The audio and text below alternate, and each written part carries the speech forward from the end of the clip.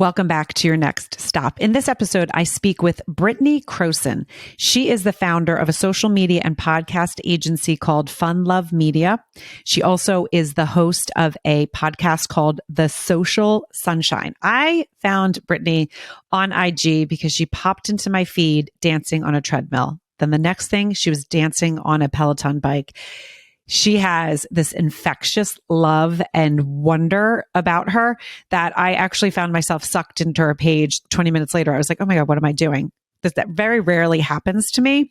So I had to reach out to her, find out a little bit about what she was doing, then realized she had this agency and said, you have to come and join your next stop podcast to share your story because it is so relatable to so many of us. But the things that Britney has done with her career because of different pivots that she's had throughout her life are just going to make your heart warm and then melt. And then also, you get that feeling where you're like, okay, she's really been following her path for such a long time. So you guys don't want to miss this episode. Again, Britney Crosson, social media agency, Fun Love Media.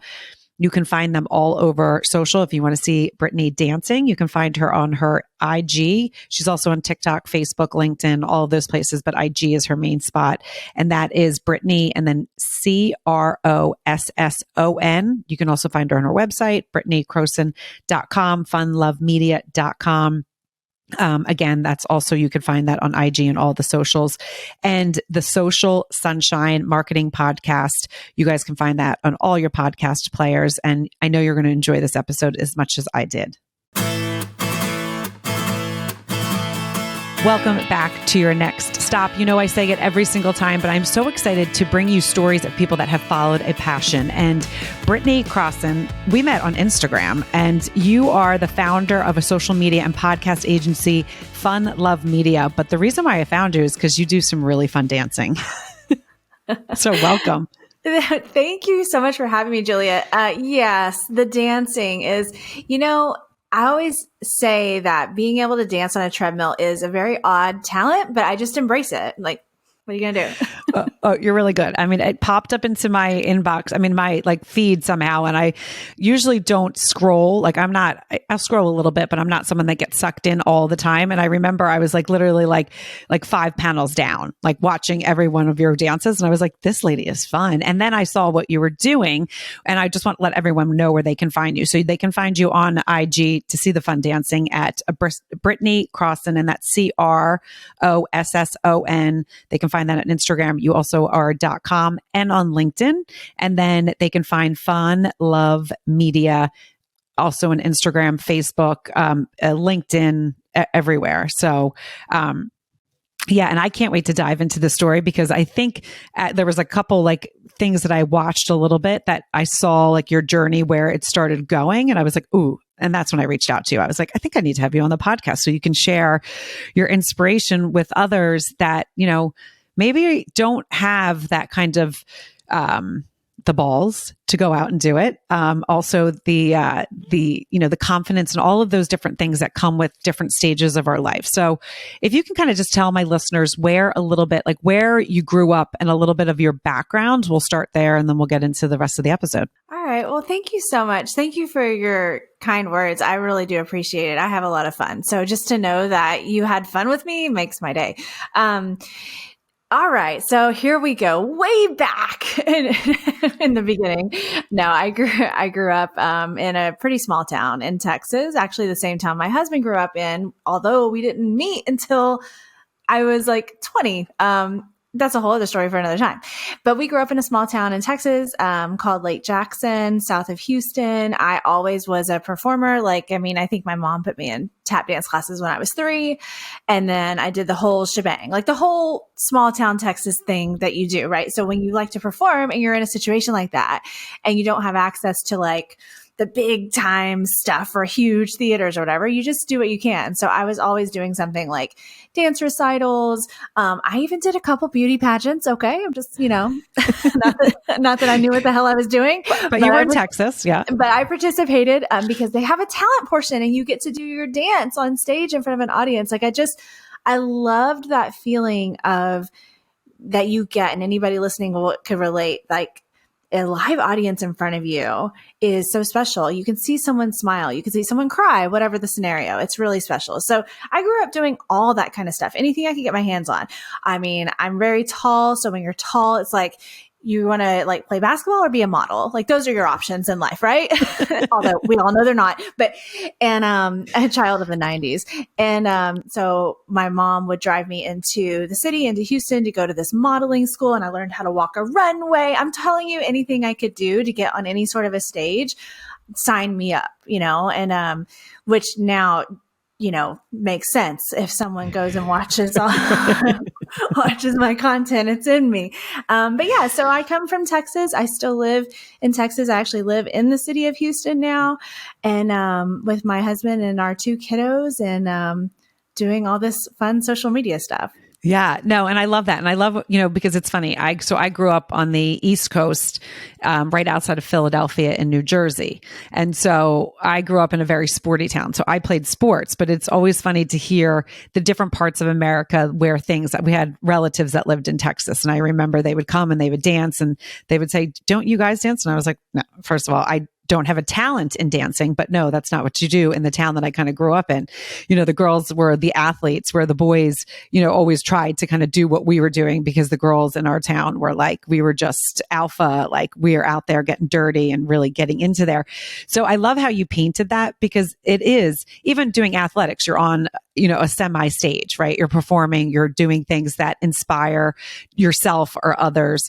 And so I love from an early age, you kind of found that. Now, when your mom, and again, as parents, as you know, I mean, when our kids find something that they love, we'll do really anything. I mean, I'm in the car half of my day carting people to practices, and doing all those things, because I know they love it. And it's one of those things, as you follow your journey and as you go and then look back, right? Isn't it fun to like look back and say, oh, now I'm doing I kind of always have been doing, and really have perfected it. So it's not like, oh, you just kind of fell into this and you've been doing it for a year. Whether you actually have been doing it for a year as a living, you've been doing it your whole life. Right. You're right. It's been your whole life. And I think probably a lot of people could connect to that if you really, really think about it. Sometimes you got to kind of dig to make the connection. It's not quite so obvious, but it's true. And you're right. I'm thankful that I had parents that,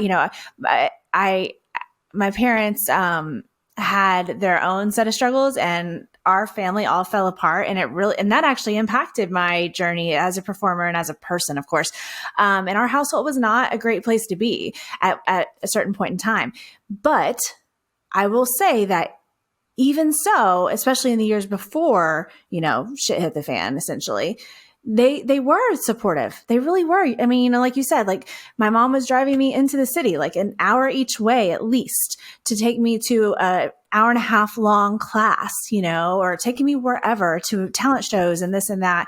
And my dad was always really super supportive. I was never told, no, that's a dumb dream, Britney, that you want to be an actor in Hollywood. Like, not from them. Now later, I was told that by others in roundabout ways, but I'm so thankful that at least they didn't do that to me. They didn't crush it, and they supported me the best they could in a small town in Texas. Right. And I love that. And I think you brought up a really important point, and it's funny because it's what I teach my clients in about their stories, really thinking back to those parts, whether they're good parts or bad parts, but really things that happened to us in our life have shaped us. So when the shit hit the fan, I'm sure you got a whole other set of tools. You got the grit, you got all the different things that kind of shaped you. Did it suck as you were going through it? Yes. Can you look back and say, those are still big scars, but I learned a set of skills. And so it's really interesting because my listeners know I'm dyslexic. And so early on, I mean, school sucked, not even early on, my whole career, school sucked, but I was really good at sports. So I did go to university and play 2 college sports, but my journey getting there was I was knocked down by teachers left and right. I mean, it was, just focus, try harder. And the thing that's really cool is now what I'm doing, that I've been doing my whole life, is communicating and reading people, because from a very early age, I learned how, okay, if I talk to the teacher, I can take them off task and they don't have to see how I'm writing or how I'm reading, and I can learn a little bit about them. I can see, okay, can I push it a little bit more? Are they letting me, let me get in and talk to them a little bit more? Or do I have to pull back and kind of figure out how to manipulate and talk, and not manipulate in a bad way, but manipulate the situation where I was, kind of protecting myself. So it was like they couldn't find out, oh, she really doesn't know what she's doing. And I was doing that my whole career. And now I actually do that with clients. They're like, how did you pick up on that? I'm like, it's my gift.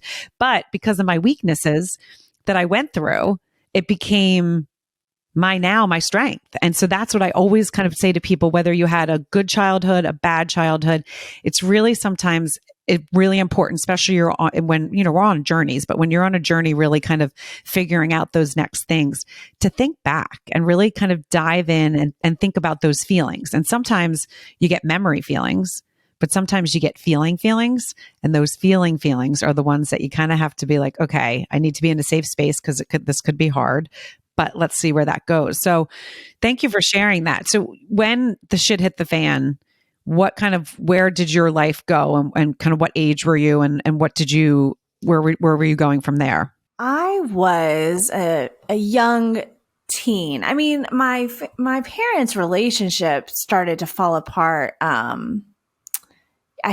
don't, I should really ask them more questions about that, actually, now that we talk about it, because I think it would actually be fascinating now. Hopefully enough years have passed that, they can share. But, it went on. Our household was an unpleasant place. They argued horrifically. And then it got to where I guess I was an early teen. I was probably 13-ish, maybe close to 14, where it all started to become official. They're divorcing, they're going here, going there. And it was unfortunately one of those really dramatic stories of, custody crap and lawyers and courtrooms and screaming fights that you hear at night when you're a kid in bed, like, sorry, mom and dad, but they're not listening. It's fine. They know. Okay. And so, it was a hard time. I mean, it's never a good time or something like that, but it was a hard time as far as age-wise for me, and especially my older brother. I have two brothers, an older and a younger. It's a time in life where you got a lot of changes going on inside of you already. So it's like, oh, let me deal with y'all's crap too. Thank you. It's kind of like, looking back on it, I kind of have a little bit of a sense of humor about it, but it was heavy. It was bad.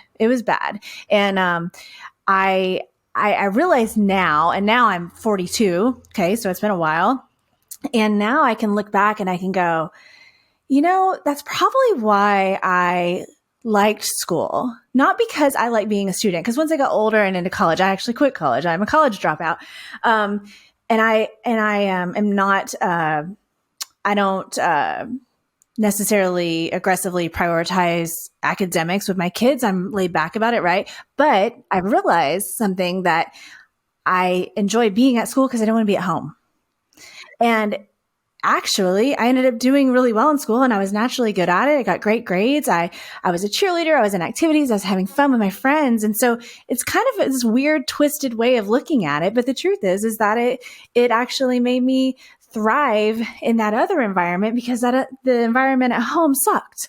And so, like you said, you can kind of dig up the lessons and the tools that you got from the situations, even in some really, really bad situations. Yeah. And I mean, the thing is my parents got divorced when I was like 12, 13 as well. And really so many people you talk to, I mean, it's just, again, it's so awkward, but now that we're adults and we have our own kids, it's like, parents go through stuff too. They're humans. They're dealing with adult things that now you're like, oh, wow, that must have really sucked and been hard for them in so many different ways. And you just get a different perspective. So, thank you for sharing that, because that is one of those things. Stories connect us. Someone's going to listen to that and be like, going back to their 13-year-old, 14-year-old self and really sympathizing with you because they were there. Right. No, exactly. And I've actually shared with my husband, Ryan, over the years, a lot of times that, one of the reasons why I am such a great mother, and I'm a great parent, and I'm a very kind and understanding and supportive and open-minded and all the things that we all hopefully strive to be as a parent.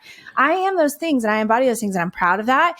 And I think that a lot of that comes from like that extra motivation to be this really excellent, loving, open-minded parent is because, I had some trouble with my parents. And so, Right. and maybe they showed me a little bit of what not to do in some situations. And that can actually end up being really valuable, And so my children are benefiting from the shit I went through. It's really, really wild, but it's also really beautiful. It is. It is. And thank you. I mean, it's so true. And so many people can relate to that because it's not like it is. We hope that our children take our good and our bad and just become better. And so that's exactly what you're doing. And that's exactly what your parents, helped you do, which is amazing. So, okay. So you shared with us, you dropped out of school, but what did you go to university to study, and then kind of take us through that path? Well, so plan A was most definitely to be extremely successful, very famous television actor, just like the girls on Full House. That was like the thing. Okay. Full House was everything in my mind because I came to this realization as a performer throughout my entire life that, oh, these are real kids, but they have this job to be on TV and somebody pays them. And, so this was just amazing whenever I came to this realization as a child. And I remember sitting as I think an 11-year-old in a little burger shop with my dad and being like, I want to be on television. It was just a matter of fact. And he was kind about it. He probably was thinking, oh shit, what am I going to do with her? I don't know. But, he was nice. And so the plan, really and truly, the plan was to be a professional actor and to make it huge. So I hear these stories of these people that say, I never would have guessed I would have had all this success, but I'm the opposite. It's like, no, that was the plan all along. And it still is. Not in the exact same way. And so I just did the local community college thing because again, I was like, don't think I need this crap. And so I stopped going to go because I didn't, I guess. I stopped going to college. I was taking some acting classes here and there. I was working in the family business, which I started working for my dad whenever I was 16. Best thing ever, by the way.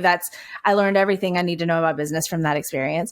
And I was just kind of doing the typical young adult thing, like kind of go to some college classes, do some work, kind of like hang out with my boyfriend, take some acting classes and explore.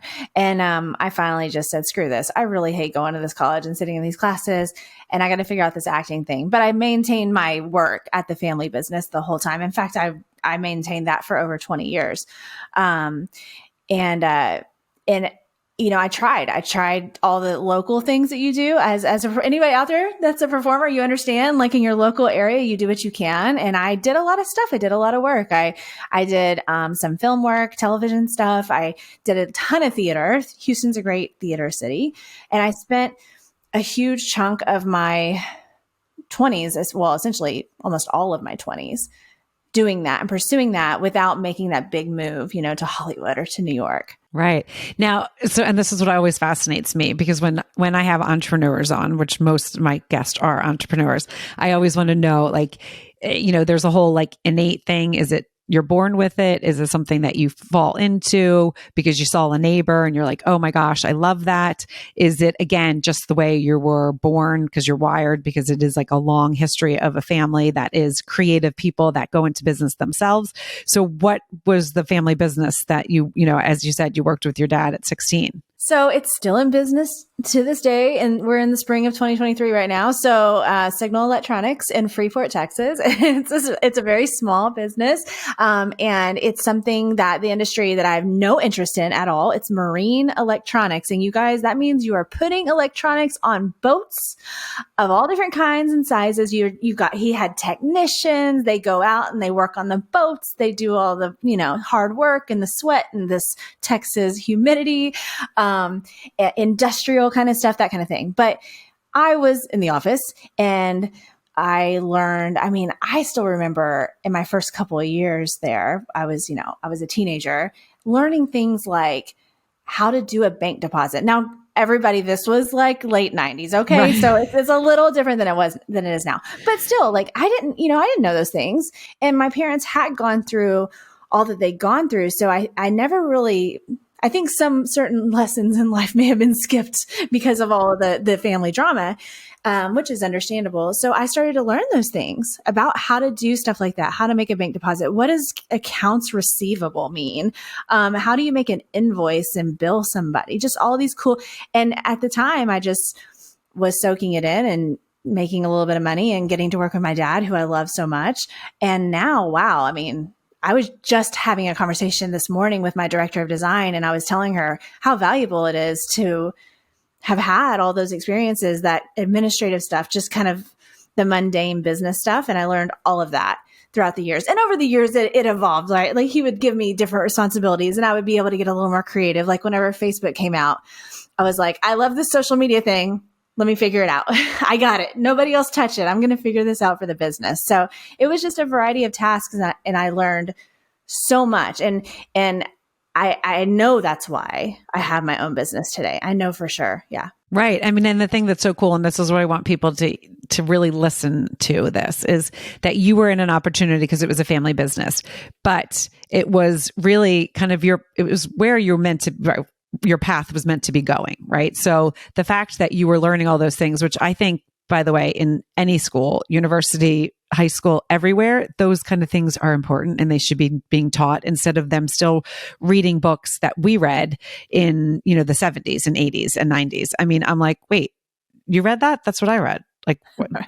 can't they change it? There's so much out there. It since then.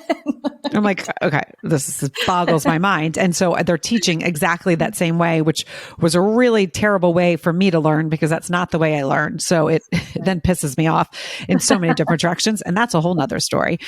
But you got to learn so much from having that experience with your dad. And so many of us are in positions where maybe we, have the opportunity for a job or have the opportunity to meet someone or have, the opportunity to network over here. And we don't take it because we don't ask those questions and we're not present and we're not listening. We're maybe hearing, but we're not really listening. And so that is what's so important, that you were put in that spot and you got a spark and then you just started soaking it in and soaking it in. So like you're running your own business now, but you've been involved in running a business since you were 16. You're right. And the moments that you witness in a family business, anybody that knows, the things you witness are the moments that your own parent or whomever in the family, had to skip paychecks, or seeing the stress that goes along with that, and then seeing the excitement in something, or taking up for each other when a customer's mean to somebody, and just all these really cool, unique experiences. I just wouldn't trade it for anything in the whole world. It's so special. I love that. Well, so I want to get to now when you started dancing on the treadmill to when your social media podcast agency started. So can you take us through that a little bit, like when all of those kind of things started in the timeline there? Yeah. So I've been working in social media in different forms, different ways for over a decade. So that's been going on long before all of the dancing on the internet. So I started, like I said, back in 2009, 2010, I started managing social media for the family business, figuring that out. It was new to everybody, exploring and posting and creating content the best I knew how at the time. Over the years, my work in social media evolved. I started doing my own projects. I started blogging, vlogging, any sort of creative thing I could do that had to do with being online and being on social media. I wanted to do it. I wanted to learn and soak it in. And I did influencer stuff. You travel somewhere and stay at the hotel and you take pictures, all these things, all the things that you could do. And I loved it so much. And then I started doing a little bit of freelance work. So we get into like 2017, and I had a couple of business owner friends that were like, okay, look, obviously you love social media. I hate it. Can I just like pay you some money and you do this? And I was going, okay, sure. How did that happen? That was easy. And to me, because I loved it. So I thought, I can't believe somebody wants to pay me to do this. And I continued on that journey, and I did random work here and there. And then it just wasn't stopping. And I was still in my mind you, like, there's still hope that you can do this big acting thing. I hadn't lost hope for that. But I thought, gosh, this social media thing is really not going anywhere. So I officially formed it into a business in January 2019 and called it Fun Love Media. And just went with it. I just went with it, right? And it's kind of weird because I always thought that in the past when people would say, well, it just kind of happened, it fell into my lap, I kind of thought people were full of crap when they said stuff like that. But now I understand. And so it was official business. Now, I've always created on social media, but the dancing thing, especially the treadmill and spin bike stuff, really amped up in the latter part of 2019. I just was, discovering TikTok and that kind of thing where you can use music and you can dance and have fun. And I saw on TikTok, like, there's grown ass people dancing at the grocery store in public and it's completely acceptable. Jackpot, like, to me, because I'm thinking this is a dream life. I wish we all lived in a musical where you like break into song, right, at any time of day. We don't, but I wish we did. And TikTok was kind of that. So I just kind of dove into it and started dancing and trying to learn the dance trends. And I would kind of be on my spin bike. And then in January of 2020, before the shit hit the fan for all of us, right? Before that, January 2020, I got my new treadmill in. I'd had an old one for a long time. It was wore out and I got this new treadmill. And I remember standing on it being like, wow, it's like kind of rubbery slats. It feels really comfortable. And then honestly, one day I was just like, just do it. You could do like a little dance moment on the treadmill and film it. Just popped in my mind. And I look back at those videos now and I'm like, oh God. Okay, well, those weren't good. They weren't very good. I have to say, you can move. Like as you said, you've been dancing for a long time now. Like there's some of us that love to dance, but we are not blessed with the rhythm. Right. I would be one of them. My husband's one of those. Yeah. Yeah. I kind of always danced like Elaine. It was always the joke. They're like, what are you doing? And I'm like, dancing, and I will dance wherever. I mean, I'm fine with dancing. I'm not ashamed that I can't dance. But when someone can dance and I see like someone have the moves and the rhythm, I'm fascinated. Like I literally am like, oh yeah, that's amazing. And so you do some really amazing dance moves on a treadmill and a bike. Like you really get in there. I mean, you get every part of your body. I feel like sometimes your ears are even moving. Like I love it so much. And I think that's the secret sauce. I just love it so much, just so much.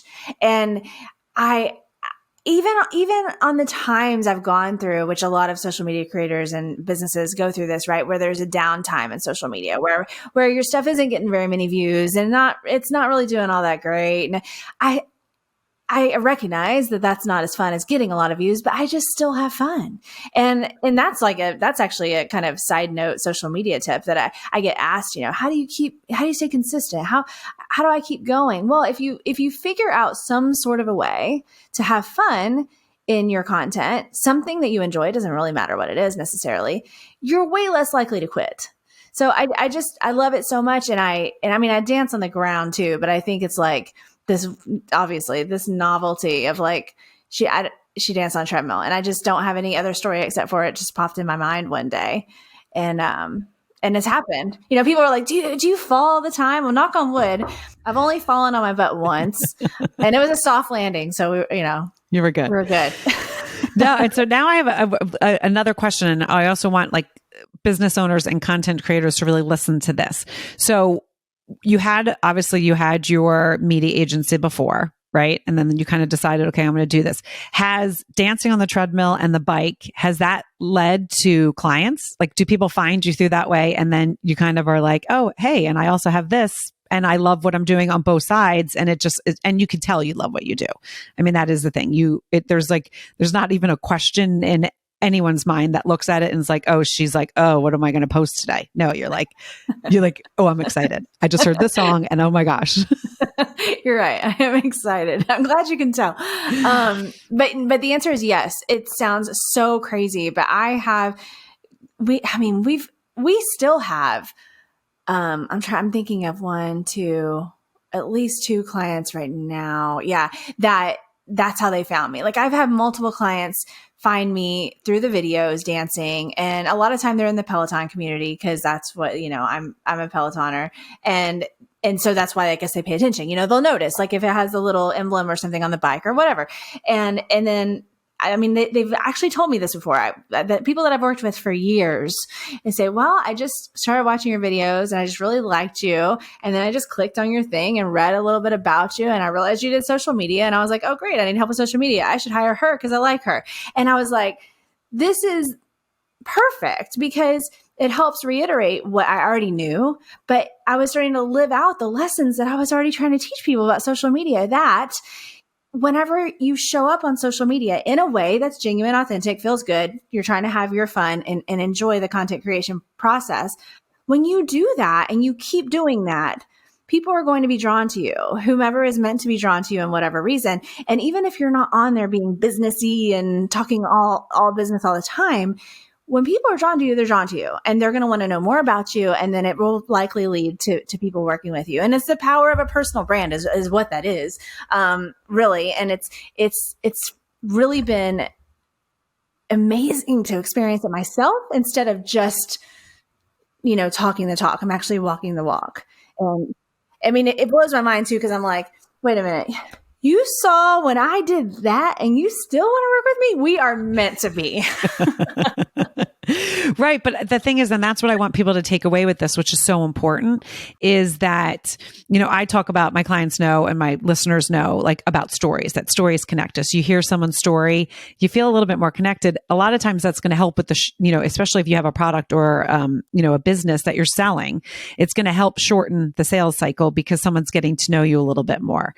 You're doing exactly the same thing. And it might not be you're telling a story of your personal story every day, but people are getting an insight into you, what you are like every day. And that's a little part of your daily story. It might not be your backstory, what people heard, you know, today, but it is a daily story that you're playing out on social media and having fun. People can see that part of your personality. And as I said, you know, you could tell that you enjoy it. Like, it's not like, you know, I'm sure there's days where you're like, you get up, but then you're excited to be like, oh, wait, I can't wait to, what am I going to post? Like what I do, my podcast, I could have a day, you know, a morning, whatever. And then I know I'm going to speak like someone like you. And I know that that actually is just going to give a little light to my day, because it's like, here's someone else inspiring. Here's someone else doing what they love. Here's someone that is just not sitting back and wallowing in their days. I'm sure you have bad days. You have kids as well. You have a life, you have a husband, you have, you know, work, you have all the things that a lot of us have,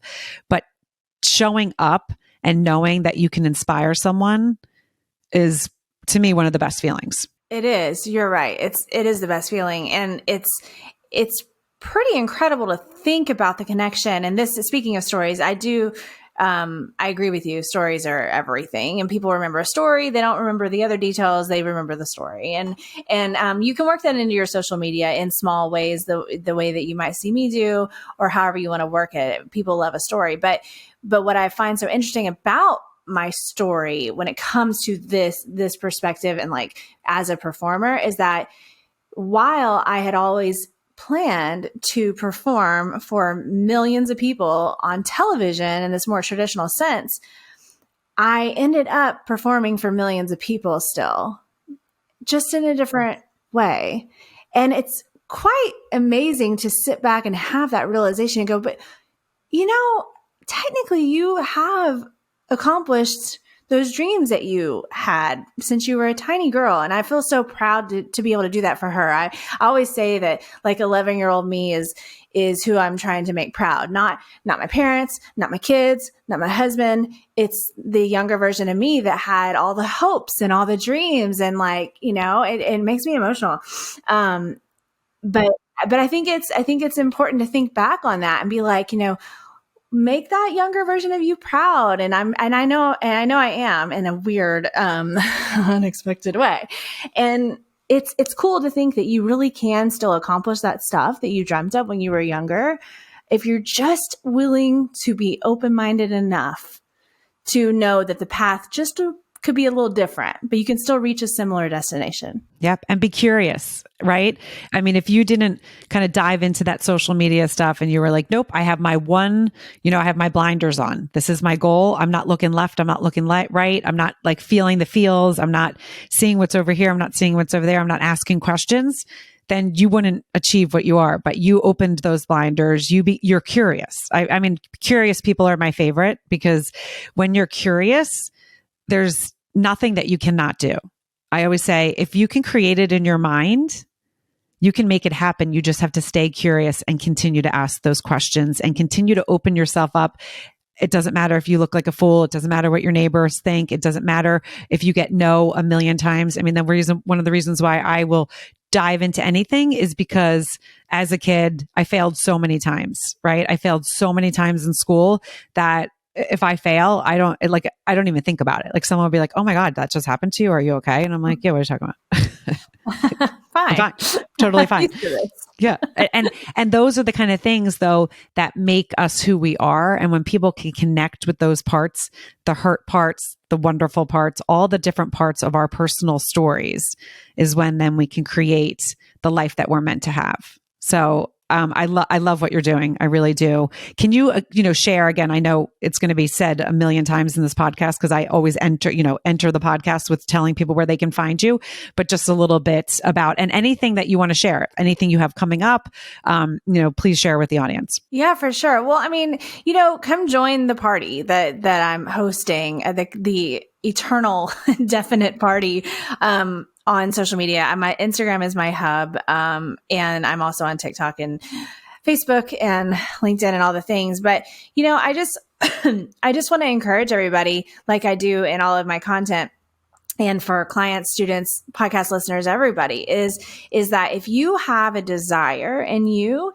to share on social media about whatever, whether it is leaning into your business, whether it's not, whether it's telling your story, if you have that desire is there for a reason, and it doesn't go away usually if it's meant to be. And I know it can be hard to be vulnerable and to get on social media, but I just speak from experience in that it's the most freeing thing I've ever done in my life.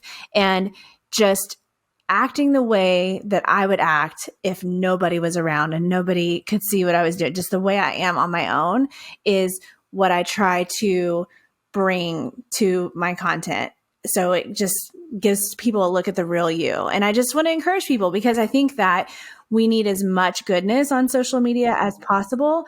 And I know there's so many good people out there that want to share good things. And it doesn't always have to be life-changing or life-saving. I mean, if it's as simple as, my grandmother passed and she has this book of recipes and she taught me how to make them, and I want to share them because I just wanted to bring a smile to a family's face at dinner. It doesn't matter what it is. If it's important to you and you feel that desire to share about it, it's there for a reason. So I just encourage you to go for it. In my videos, I say post the effing video, which just means go for it, whatever that means to you. So I hope that helps somebody listening. And I just am on this mission to get as much goodness out there by way of social media as possible. No, I love it. I love it. Thank you again, Britney, for joining Your Next Stop. Again, you guys, you can follow Britney on all the socials, as she said. You can also go to her website. It's her name. All of it is her name, Britney, and it's Crosson. You can also find Fun Love Media on all the socials as well. But thank you again for joining Your Next Stop and sharing your story. Thank you so much for having me. I really appreciate it. Yes. And you guys, you know what to do: like, rate, review, and share. You might be listening to us and be like, oh, that's so fun. But you don't know who in your life needs to hear this episode. You don't know who in your life needs a little inspiration. You don't know who in your life is in a crossroads and they just need to get on that treadmill and dance. You don't know. Get on there. Make this one of the best episodes ever Julia has had, everybody. All right. Get in there, review it, share it, because she's doing great things. And I really appreciate you having me. I really do. Thank you again. I hope you liked this episode of Your Next Stop. Please subscribe to my channel, share with your friends, and join in each week.